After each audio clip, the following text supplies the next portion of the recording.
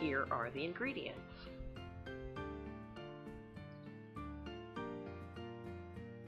Cut the very cold block of butter in half and then cut the halves into slabs.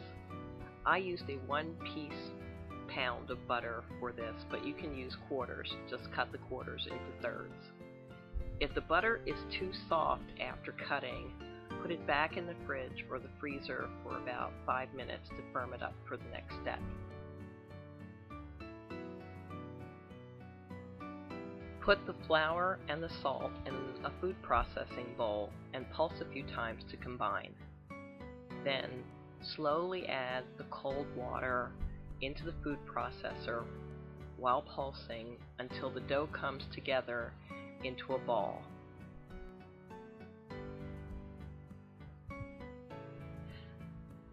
Lightly flour a work surface. In this case, I use parchment paper on the countertop that I like to use. Put the dough ball on top of the flour and flour the dough ball on as well as the rolling pin. Carefully and slowly roll the dough out into a 19 by 6 rectangle. I like to use a ruler to make sure this is correct. Place the cold slabs of butter on the middle third of the dough. You may have to arrange and rearrange them to the point where you can fold the dough over and still have seams along the edges to seal shut.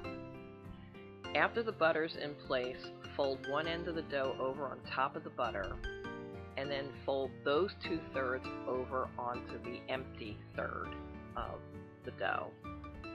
Seal all the edges. At this point, I like to put the dough back in the refrigerator for 10 to 15 minutes to firm everything up before rolling. From here on out, the routine is the same.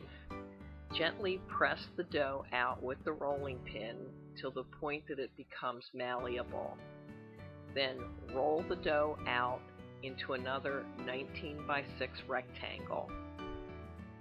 At that point, fold the dough into thirds, kind of creating a book.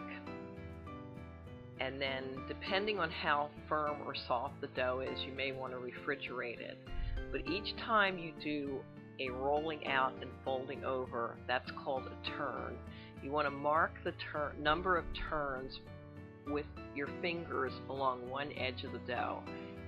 In one case, I'm putting 2 marks that I've done 2 turns.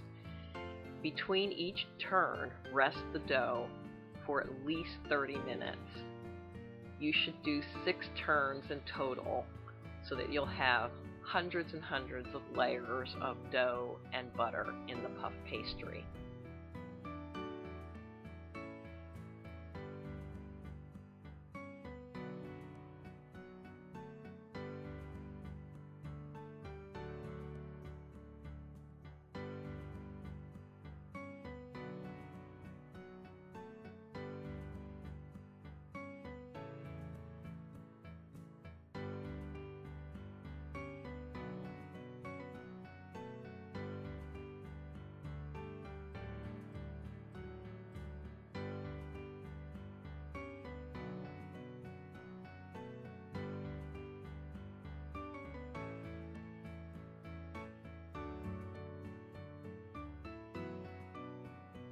After the 6th turn, divide the dough up into equal pieces, wrap them in plastic wrap or wax paper, then freeze them in a Ziploc bag for later use.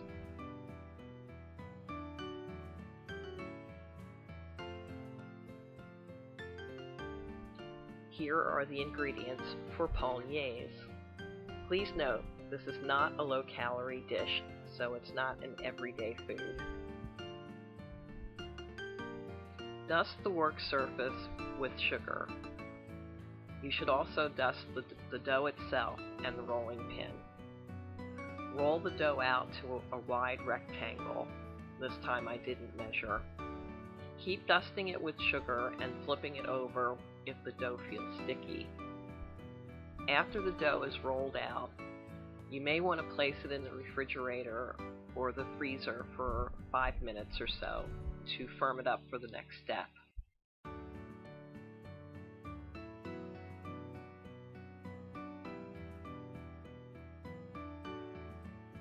Dust the rolled out dough with sugar once again, and then carefully take the edges and roll the dough towards the center, keeping the roll very tight. When one side reaches the center, repeat the process with the other side.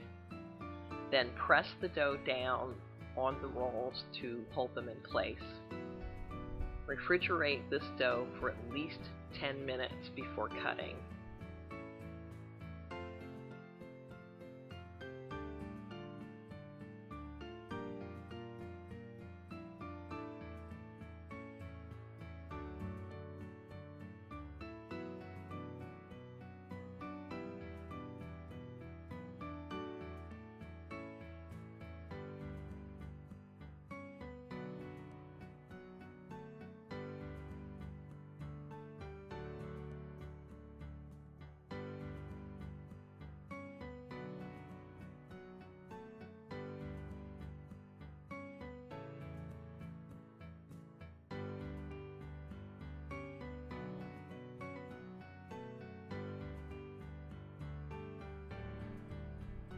Once the dough is firm again, cut the dough into slices using either the bench scraper like I'm using or a very sharp knife.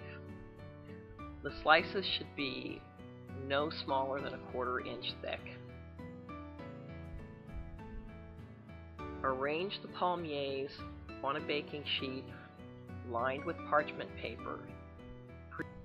Bake the palmiers for 10 minutes. Then flip them over. Bake for another 10 minutes. Remove from the pan and place on a cookie sheet to cool. Once they're cool, you can enjoy.